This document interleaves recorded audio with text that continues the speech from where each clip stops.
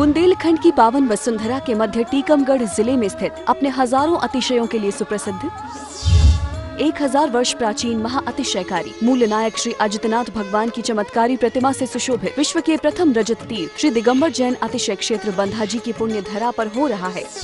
संत शिरोमणि आचार्य श्री विद्यासागर जी महामुनिराज के आज्ञानुवर्ती शिष्य मुनि श्री विमल सागर जी महाराज सत्संग का पावन वर्षा योग 2021 विश्व के प्रथम रजत तीर्थ के सहस्त्रकूट जिनालय में एक प्रतिमा खड्गासन 2,11,000 एवं एक पद्मासन प्रतिमा 1,51,000 की राशि में विराजमान कर पुण्यार्जन करें। साथ ही अपने परिवार के नाम से शांति धारा कराने के इच्छुक दिए गए नंबरों पर संपर्क करें। डमो अरिहंताड़म डमो सिद्धाड़म डमो आईरियाड़म डमो वच्छायाड़म डमो लोए सब साहुड़म। चलते फिरते तीर्थ हैं हरते सब संता, हम तो बस इतना जानते आप सरीखे आप, हम तो बस इतना जानते आप सरीखे आप। कुंडलपुर के बड़े बाबा की अतिशयकारी चमत्कारी सर्वरोगहारी सर्वहितकारी मनोहारी सर्व बीतराग धारी बीतरागता धारी परम पूज्य मूल नायक श्री अजितनाथ भगवान की जय हो। पर्युषण महापर्व की जय हो। उत्तम त्याग धर्म की जय हो। 170 महामंडल विधान में विराजमान सभी भगवंतों की परम पूज्य आचार्य भगवान गुरुदेव शेखर विद्यासागर जी महामुनिराज की जय हो। मुनि शेखर विमल सागर जी अनंत सागर जी धर्म सागर जी अचल सागर जी महाराज की जय हो। 3,9 करोड़ मुनिराजों की जय हो। मुनिवर श्री भाव सागर जी महाराज की।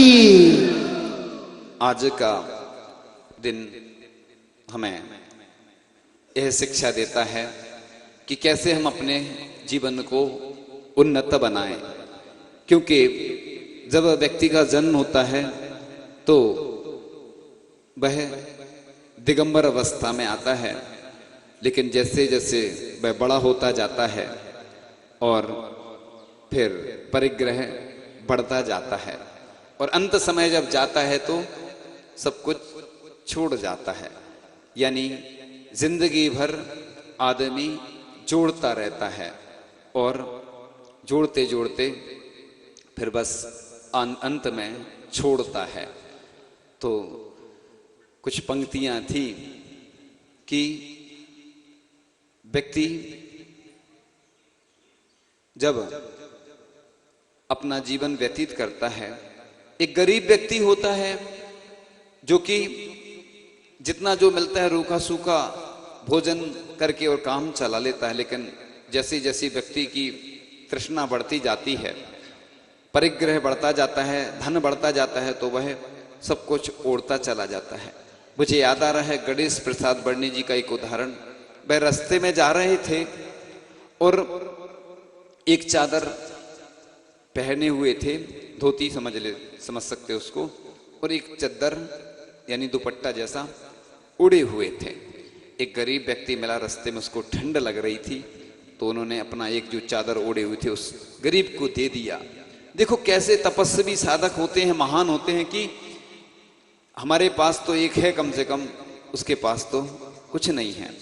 तो व्यक्ति जीवन में बस इकट्ठा करता जाता है, जोड़ता जाता है। तो बस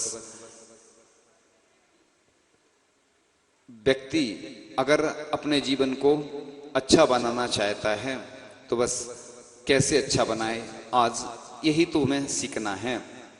तो त्याग के कारण ही पशु पाषाण तथा वृक्ष आदि जगत में पूज्य हो गए। जो लोभी धनवान सुखों की खान स्वरूप दान को नहीं देते, वे मरकर सर्प बनते हैं और धन की रक्षा करते हैं। तो त्याग धर्म को वही पुष्ट करता है जो दुखों को नष्ट कर देता है, उसे दान कहते हैं। दुखों को नष्ट करने का उपाय सर्वप्रथम दान है। यानी जो हमने परिग्रह जोड़ा है, पाप का अर्जन किया है, पाप को पुण्य में बदलने का माध्यम दान ही है और त्याग है। तो यह अनिष्ट का निराकरण करता है। दान लोगों को बस में करने का पहला कारण माना गया है तथा कुल और जाति को प्रकाशित करने वाला होने से गुरुत्व का भी हेतु है और गुप्त दान देने पर करोड़ गुना फल मिलता है। लेकिन कोई कहता है कि गुप्त दान देना चाहिए, कोई कहता है दिखा के देना चाहिए। तो दिखा के इसलिए दिया जाता है कि दूसरे लोगों को मालूम चले। नहीं तो कई बार क्या होता है, अपन ने बोल दिया गुप्त दान और किसी ने रख लिया, बताया नहीं किसी को, तो पता कैसे चलेगा किसने कितना दिया? ऐसा भी होता है। इसलिए आज दान की परंपरा जीवित है। तो हमारे पूर्वजों ने भी हमारे लिए इतने सारे विशाल तीर्थ दिए हैं और भी कई ऐसे संस्थाएं दी हैं जो आज हमारे सामने हैं। आज देखो बड़ी बड़ी प्रतिमाएं आती हैं कहीं भी, तो उतनी आज व्यवस्था है। पहले देखो बड़े बाबा की प्रतिमा है, गोमटेस की भी प्रतिमा बनाएगी और भी प्रतिमाएं हैं जो हमारे लिए यह संदेश देती कि हमारे पूर्वजों ने जो परंपरा जारी रखी, उसी के कारण आज हम इन प्रतिमाओं के दर्शन कर पाते हैं। ऐसे पवित्र तीर्थों के दर्शन करके अपना कल्याण करते हैं। तो त्याग धर्म है, दान पुण्य है, त्याग अनुपयोगी व उपयोगी दोनों वस्तुओं का किया जाता है। दान उपयोगी वस्तुओं का दिया जाता है। और आगे अपन इसी क्रम में पंक्तियां मिलती हैं कि लालची को चैन नहीं मिलता, कंजूस को सम्मान नहीं मिलता। कई लोग कंजूस होते हैं, जिंदगी भर कमाते रहते, जोड़ते रहते, सम्मान इसलिए नहीं मिलता है कि जोड़ जोड़ के रख जाते हैं और दूसरे लोग उसका उपभोग करते हैं। इसलिए हमने एक दिन कहा था कि कंजूस सबसे बड़ा दानी है, क्योंकि वह छोड़ के जाता है तो दानी तो कहलाया। कैसा दानी? दूसरे लोग उपयोग करते। कई लोग गाड़ गाड़ के रख जाते हैं ना, तो दूसरे लोग को मिल जाता है, उनका पुण्य होता है तो मिल जाता है, और अपन को पाप का अर्जन हो जाता है। तो गरीबों को दान दो और कीर्ति कमाओ, मनुष्य के लिए इससे बढ़कर लाभ और किसी में नहीं है। तो धन का सदुपयोग तिजोरी में नहीं, दीन दुखियों की सेवा में है। धन का यदि संग्रह करते हैं और उसका त्याग नहीं करते तो वह धन हमारे लिए अभिशाप बन जाता है। और आज एक दृष्टांत देकर चर्चा करेंगे। अकृत पुण्य की कथा आती है आगम ग्रंथों में कि भाई अकृत पुण्य जो कि बाद में धन्य कुमार बना, धन्य कुमार चरित्र में आती है कि वह जैसे ही गर्भ में आता है तो उसकी माँ परेशानी का सामना करती है। उसके पास जो धन था वह चला जाता है। जैसे ही जन्म होता है तो और भी वह गरीब हो जाता है। जैसे ही वह बड़ा होता है तो उसको वह नगर छोड़ के जाना पड़ता है। उसकी माँ एक किसी व्यक्ति के यहाँ काम करने लगती है और वह सोचता है कि इसको कुछ रत्न आदि दे दिए जाएं, तो वह रत्न भी गिर जाते हैं। आभूषण दिए जाते हैं स्वर्ण के, तो वह भी गिर जाते हैं। और बाद में वह चने के खेत आदि में काम करता था, चने दिए जाते हैं तो उसकी पोटली में छिद्र हो जाते हैं, वह भी गिर जाते हैं। यह किस कारण से हुआ? तो उसने पूर्व जन्म में निर्माल द्रव्य का सेवन किया था। तो बस अब उसकी माँ जो जहां रहती थी उधर बच्चों के लिए, सबके लिए खीर बनाई जाती थी। तो यह जो अकृत पुण्य था, इसको भी इच्छा होती है कि मैं भी खीर खाऊं। तो वह चावल आदि जो वस्तुएं खीर की बनती है वह दे देती है। उनके परिवार जिनके साथ रहते थे वह दे देते हैं, तो वह खीर बन जाती है। अब खीर तो बन गई, माँ जाती है कुएं से जल भरने के लिए, तो वह कह जाती है कि कोई मुनि महाराज आए तो रोक लेना, मैं आती हूं अभी जल लेकर। तो इतने में एक मुनि महाराज आ जाते हैं और निकल रहे हैं अपनी यथायोग विधि लेकर। और यह रोक, पहले तो महाराज से कहते हैं महाराज मैंने खीर बनाई है, आप रुक जाइए। तो महाराज ऐसे तो रुकते नहीं हैं। अब माने चूंकि कह दिया था कोई महाराज आए तो रोक लेना, वह नहीं जानता था कि कैसे पड़गान किया था। तो अब वह रोकता है, प्रयास करता है, महाराज आगे बढ़ जाते हैं। फिर भी महाराज देख लेते हैं कि ये पड़गा नहीं जैसा कर रहा है, इसकी भाव भक्ति अच्छी है, तो महाराज थोड़े से स्पीड कम कर लेते अपनी, कि इसकी भावना विशेष दिख रही है तो रुक जाते हैं। थोड़े से मंद गति से महाराज चले जा रहे हैं, वह रोक रहा है। और जब वह माँ वापस आ जाती है, पड़गान करती है, इसके बाद क्या होता है अभी आगे आएगा। और निर्माल्य क्या कहलाता है? जो अपन ने देव शास्त्र गुरु के लिए अर्पण कर दिया वह निर्माल्य की कोटि में आता है। कई लोग पूजन करते हैं, इस थाली से उस थाली में चढ़ाते हैं, फिर छूते नहीं हैं, तो ये इतना दोषपूर्ण नहीं है छूना, क्योंकि कोई ना कोई तो उठाएगा उसको। लेकिन जो हम मंदिर के लिए देव शास्त्र गुरु के लिए अर्पण कर देते वो निर्माल्य की कोटि में आता है। चाहे हमने मंदिर की जो भी वस्तु उपयोग की है, जल आदि को छोड़कर, क्योंकि जल तो प्रकृति प्रदत्त रहता है, लेकिन मंदिर की जो भी वस्तु हम उपयोग कर रहे हैं वह निर्माल्य की कोटि में आते हैं। तो सोचिए आप कि जो हमारे पूर्वज इतनी संपत्ति का दान कर गए, और हम सबसे बड़े हम भी दानी हैं, क्योंकि हम लोग क्या करते हैं उसकी रक्षा ही नहीं कर पाते और दूसरे लोग उसका उपयोग करते हैं। तो आज पूरे देश की स्थिति यही है कि बड़ी बड़ी कई लोग बोलियां लगाते हैं, फिर देते नहीं हैं और पूरा उपयोग कर लेते हैं, तो ये महादोष माना गया। अगर पहले अपन ने शर्त रख ली, बता दिया कि हम इतने वर्ष में देंगे, तो कोई दोष नहीं लगता। तो जब दान देने वाले ने त्याग किया है, उसने तो पुण्य का अर्जन कर लिया, लेकिन अगर हम उस वस्तु का, उस धन का अगर उपयोग करते हैं जो देव शास्त्र गुरु के लिए समर्पित कर दिया गया है, तो बस वह निर्माल्य की कोटि में आता है। तो ऐसे ही जिन लोगों ने दान दिया है उनने लोक में यश ही स्थिर रहता है, संपत्तियां तो नष्ट हो जाती हैं, इसलिए जो दान करता है वह महान बन जाता है। छोटा सा भी दान उस व्यक्ति को महान बना देता है। आज देखो पूरे दुनिया में प्रसिद्धि और यश फैलता है, तो कैसे फैलता है? देखो महाराज जी ने एक प्रवचन में सुनाया था दृष्टांत कि कोटा में एक व्यक्ति ने पूज्य सुधा सागर जी महाराज से निवेदन किया कि मैं अकेले मंदिर बनाना चाहता हूं। तो मुनि श्री ने कहा कि भावना भाते रहो। उसने एक जमीन भूमि खरीद ली कि यह दान के निमित्त से है, बाद में हमारे भाव बदल गए तो क्या होगा? तो उसकी राशि रेट इतना बढ़ता चला गया, बाद में उस व्यक्ति ने 30 करोड़ रुपए दान दिए। कितने?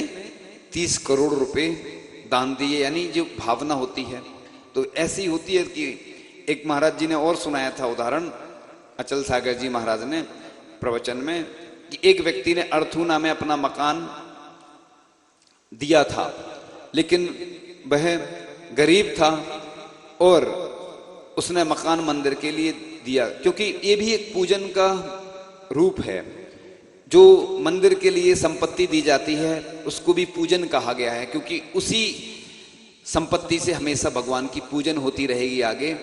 इस व्यवस्था हेतु लोग कभी खेत, कभी जमीन, कभी दुकान, कभी अन्य वस्तुएं इसलिए दान दे जाते थे कि आगे अगर कोई ऐसी स्थिति आती है तो कम से कम मंदिर में भगवान की पूजन तो नहीं रुके। तो बाद में उसकी तरक्की हुई और उसने 1 करोड़ रुपए दान में दिए। ऐसे महान लोग हुए हैं कि जो लोग अगर सोच लें बस कि हमें दान देना है, ऐसे दानियों की हमेशा प्रशंसा हुई है, त्याग की प्रशंसा हुई है। तो हम कुछ पंक्ति पढ़ रहे थे, पहले वो सुनाकर फिर और चर्चा करेंगे कि लालची को चैन नहीं मिलता, कंजूस को सम्मान नहीं मिलता, पेटू को श्वास नहीं मिलता, झूठे को विश्वास नहीं मिलता, कमजोर को इंसाफ नहीं मिलता, सक्की को प्रेम नहीं मिलता, जलनखोर को मित्र नहीं मिलता, बेअदब को इल्म नहीं मिलता, डरपोक को नाम नहीं मिलता, आलसी को इनाम नहीं मिलता। आज प्रत्येक व्यक्ति चाहता है कि मेरा सम्मान हो, चाहते हैं लोग, लेकिन सम्मान कई बार नहीं होता है। क्यों नहीं होता है? क्योंकि हम काम अच्छा करेंगे तो अपने आप सम्मान होता है। मैंने उस दिन उदाहरण दिया था कि रामचंद्र जी ने जब कहा कि बदले की भावना से अगर हमने कुछ काम किया तो वह ठीक नहीं। जो व्यक्ति काम करता है वह अपने आप में सम्मान है।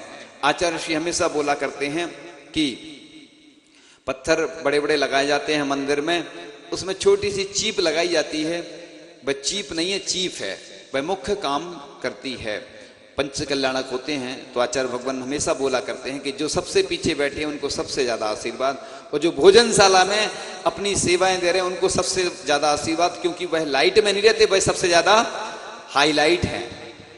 तो इसलिए जो व्यक्ति अच्छा काम कर रहा है वह भी उसका दान है। कोई तन से दान करता है, कोई मन से दान करता है, कोई धन से करता है। अब जो व्यक्ति धन से दान करते वो यहाँ नहीं आ पाते, सेवा नहीं पाते, लेकिन कोई व्यक्ति अगर अपना तन से भी सहयोग कर रहा है किसी मंदिर के लिए, किसी गौशाला के लिए, किसी पाठशाला के लिए, अन्य अच्छे परोपकार और धार्मिक कार्यों के लिए, तो वह भी उसका दान है। ये जरूरी नहीं है, कई लोग गर्व करते हैं अपने आप के, मैं तो धन दे रहा हूं, ये क्या दे रहे हैं, इतना गर्व नहीं करना, क्योंकि जिसके पास जो होता है। मैं हमेशा एक उदाहरण दिया करता हूं, मेरा प्रसिद्ध उदाहरण है। एक छोटी सी चिड़िया थी, जंगल में आग लग गई, बूंद बूंद करके पानी ला रही थी, बुझाने की कोशिश में लगी हुई थी।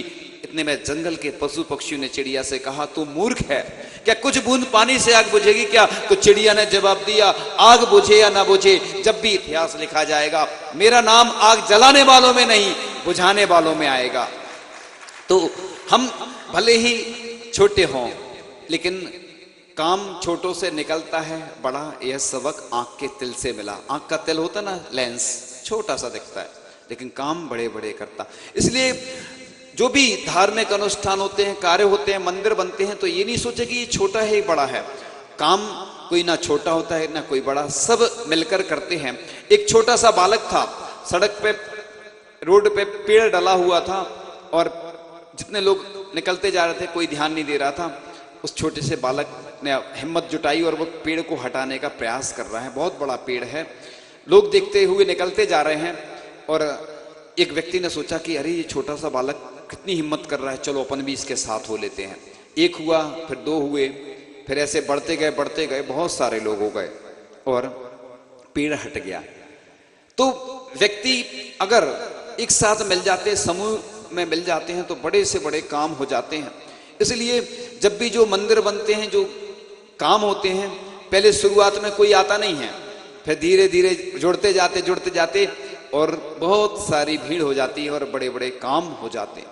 इसलिए जो भी कोई तन से, कोई मन से, कोई धन से दान देता है, उसकी हमेशा प्रशंसा करना चाहिए, उसका वह त्याग है।